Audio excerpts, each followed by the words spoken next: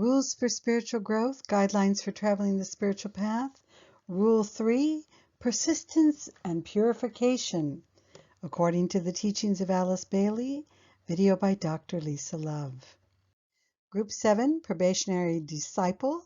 This is the third of 14 rules found in the Alice Bailey book, Initiation Human and Solar, that those who are connected to Bailey's Group 7 probationary discipleship stage are meant to follow. Note, Group 7 also covers her little Chela-ship and Chela in the light stages, which are also meant to follow these rules. These rules are only recommendations, Bailey says. If they are followed, however, we are told that they will help prevent difficulties known as cleavages or gaps in development as one continues to move along the spiritual path. So here's the rule. Rule 3. Triple the call must be, and long it takes to sound it forth. Let the disciple sound the cry across the desert, over the sea, and through the fires which separate him from the veiled and hidden door. Now, as I've said in the previous videos on these rules, this text was written in the 1920s. Nobody used he, she, or she. Everybody used him or he, so don't let that trigger you off. Let's just get through that. And here's the commentary from the Alice Bailey teachings. Under this symbology comes to the disciple the injunction to make the desert of the physical plane life to blossom like the rose, so that from the garden of the lower life may arise those sounds and scents and a vibration strong enough to cross the intervening space between it and the portal. To still the restless waters of the emotional life, so that in their limpid, still expanse, that portal may be reflected, and the lower life mirror forth the spiritual life of the indwelling divinity. To pass through the fiery furnace those motives, words, and thoughts, which are the mainspring of activity and have their origin upon the mental plane. When these three aspects of the manifesting ego, and back then that word meant soul, not selfishness like it means now, when these three aspects of the manifesting ego, soul, or God within are brought under control, coordinated, and utilized, then, even unconsciously to himself, only then will the voice of the disciple be heard, demanding the opening of the door. When the lower life upon the physical plane is fertilized, the emotional stabilized, and the mental transmuted, then naught can prevent the latch upon that door being lifted and the disciple passing through. Only synchronous vibration to that which lies the other side of the door produces its opening. And when the key of the disciple's life is attuning itself to that of the hierarchical life, then, one by one, the doors will open and nothing can keep them closed.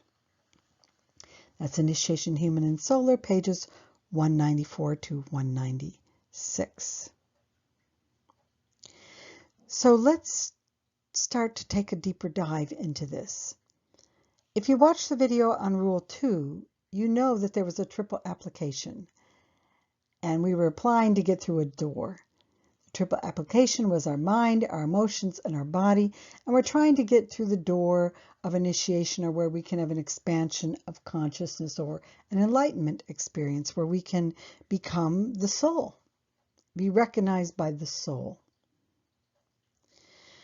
And here in this rule, we're being told that that call is going to take a long time. So we were told in Rule 2 that we make the application, the triple application, and we forget about it. Why? Because we've got a lot of work to do on our triple nature, on the mind, the emotions, the body. And so we have to sound that cry across the desert of physical life, over the sea of emotional life, and through the fires of the mind.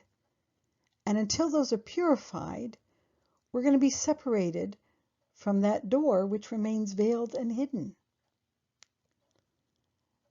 So in a nutshell, that door only opens when we have traveled the path of probation or the path of purification as a probationary disciple, purifying ourselves long enough. But let's take a look at the commentary a little more. So we're told that we've got to make the desert of the physical plane life to blossom like a rose. That can seem confusing because so many spiritual practices make it seem as if we're supposed to live in poverty, or we're supposed to beat up the physical body and abuse it with all kinds of austerities and physical disciplines. And now this is saying that we need to make the physical plane life blossom like a rose. Which is right? Well, basically, they're both correct. What we do is we have to break the attachment to the physical life in the body. And after we break the attachment, we need to make it blossom like a rose. So we purify the physical body by learning to respect it, by learning to feed and care for it, by learning to channel the prana or the chi or the vitality through it. Not so we can impress a bunch of people and attract a bunch of followers to us spiritually. Or just, if we're not spiritual, if we're before groups 6 and 7, if we're in groups 5 and at the beginning of group 6, we don't care how good the body looks. We just want people to be attracted to us. But the idea is, whether the body looks good or not, whether we have money or not, we want to shift from the motivation being to get people to follow us because we have money or a great looking body or a powerful physical body or can channel a lot of chi. We want to shift from that to a different motivation. So let's say we've done that. We've made the shift. Now what? We've got a nice purified physical body. It's fit for service. And we're broke. What good is that? Who all is helped by doing that? You know, in the East, where they have these disciplines that you go around getting alms and your food for the day as a monk. Usually it's a monk. Nuns aren't as free to travel about. But the idea isn't just that you're starving as a monk all the time. It's that you then, after you get your food for the day, you go do your spiritual service. You're doing your study or your meditation, you're in training, or you're doing your karma yoga out there helping others. Maybe you're turning around and feeding others at noontime type of thing. But the point here is that as we're working on the physical plane life in terms of our body and in terms of the money, we're doing it for the purpose of then having the strength or the capacity or the ability to get money so others can be served. And the temptation is always, when we start to attract that money to serve others, how much of that money we keep for ourselves. It's always a tricky thing, isn't it? To know how much is the right amount for ourselves so that we are able to stay stable and continue our spiritual life, and how much is kind of too much. We're really taking more than we really need here for ourselves. It's always a tricky one. That goes back to Rule 2 motive, to try and understand. But the main message here is we continue to purify our physical body, even if we don't have a physical body that is very well equipped. I'm thinking of Nick Vujicic, who ended up being born with no arms and no legs, who has performed a tremendous service in the world. So it doesn't mean that you necessarily have to have a physical body that looks a certain way. It's that regardless of what karma has thrown at you in the way of that physical body, you learn how to serve through it. It may be attractive, it may be unattractive, it may be fit, it may be unfit. It can be harder in an unfit body to serve, but people manage to do it anyway. It may feel more difficult to be unattractive in a world that overvalues looks, and yet it may help you have greater humility that you need and purify you inwardly so you can serve. So when we say that it's blossoming like a rose, the sounds and the sense and the vibration on the line underneath that, what does that mean? That means fit or unfit, people sense the spiritual life within. Young or old, people sense the spiritual life within. A lot of money, little money, people sense the spiritual life within. They can hear the note of the true spiritual motivation. They can smell the perfume, the radiance of that spiritual life of discipline, and the vibration is strong. That's what we're trying to do, to get to that point so that we can cross through the portal. Let's go to the emotional life. We're trying to calm the restless waters of the emotions. You know, in the Yoga Sutras of Patanjali, the main thing is to learn how to work with the chitta. Some interpret that as the modifications of the mind. Others interpret that as the modification of the emotions, or a combination of both. But we want to no longer go on the highs and lows that come when pain and pleasure hits us in life. Most people define happiness as when things go my way, and unhappiness as when they don't. But the Bailey teachings define joy as feeling that inner sense of connection to spirit, whether things are going your way in life or not. The idea here is that they have a limpid, still expanse, so that they're reflecting. And oftentimes when people do meditation work, they're taught to visualize the emotions calming down like a clear pool of water, still pool of water. That's what we want. So whether we're in horrendous difficulties or life is flowing along really nicely in terms of our personality needs and desires, we are able to be centered. We don't get too happy when life goes great. We don't get too sad when life doesn't go well. We're able to take it all in the center, knowing that this too shall pass. Or to summon up the courage if life is really difficult, to know how to deal with it in a courageous and loving way. The basic point is we have to learn how to calm the emotions so that they don't go high, low, high, low, high, low. And that takes a long time to figure that out. The lower life mirrors forth the spiritual life of the indwelling divinity. So when those emotions are really calm, we can see the spiritual life. When the emotions are calmed in a meditation, the intuition that comes from above can be recognized. And then we have the mental part of the triple aspect, the fiery furnace of our motives, words, and thoughts. How many of our words are full of criticism? Now we can critique something, we need to have some judgment, some discernment, but do we do it with a fiery put down?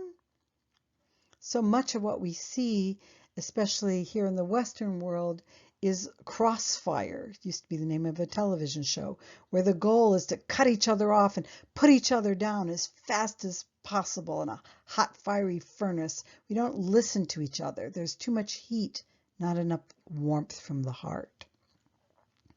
We want to work on that so that our words are kind, that we think before we speak, that we consider that we're talking to a human being, whether we like that person or not, that our thoughts are the same way. Our thoughts are kind, our thoughts are clear, our thoughts are capable of hearing and speaking truth in a way that others can hear and assimilate it. and that our motives are pure, which we talked about in Rule 2, so I'm not going to go into that a lot more. You can get an understanding why this all takes a long time on the path of probation, or the path of purification, as it's also called.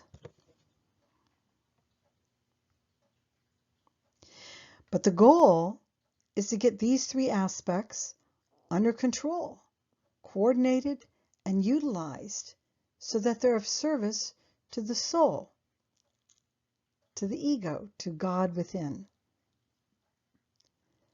We want to be able to be effective servers, and that's what we are striving for here.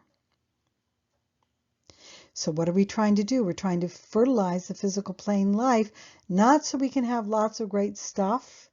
We do want some stability. We do want to attract money for the sake of our service. There are some that are able to survive. I'm thinking of Peace Pilgrim here in the West, who was able to be of tremendous service while being essentially a homeless person. There are many examples of those like that in the East, where they're living in caves, etc. But there's also examples where they're in training 10 years in a cave, and then they're kicked out and told to go head up an ashram. And suddenly they go from this nice life, if you're an introvert, nice life of being alone, studying and meditating, to having to be more of an extrovert, being an administrator in charge of a bunch of students. It's not just so you can have your nice, lonely little life. You've got to fertilize that physical plane life so that the work that you've done can be a benefit to others.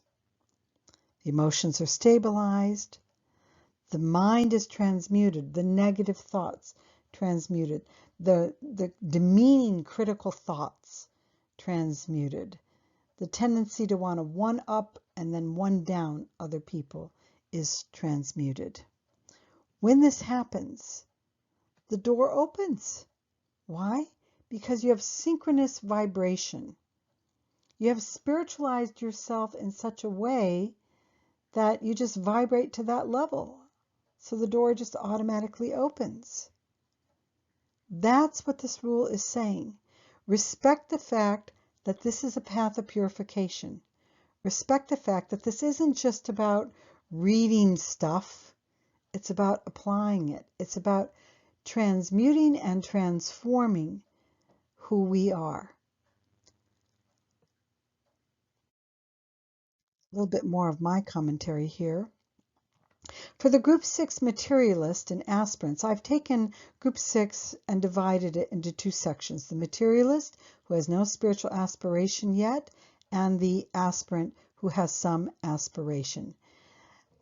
That division is not done in the Bailey teachings, but they do talk about having an integrated personality that can be very effective in the world, but dominant and selfish. So they've fertilized the physical life, they've built emotional charisma, and they have a lot of intellectual knowledge, and they're using it to dominate in the world and get all of their physical plane desires met, all the money, pleasure, sex, power met.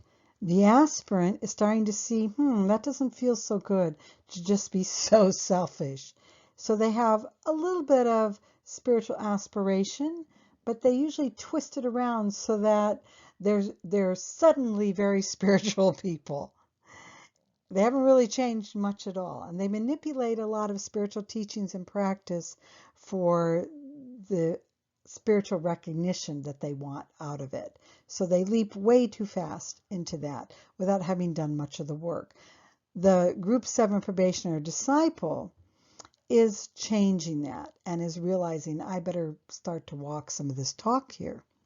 So for Group 6 Materialist and Aspirants, as one becomes an integrated personality at Group 6, we have seen how Bailey's model emphasizes how coordination must exist between the mind, emotions, and body. That's how you become an integrated personality. However, the threefold body of mind, emotions, and physical body in the physical world is still used for your selfish ends. A little less so as an aspirant, but pretty much still selfish motivation.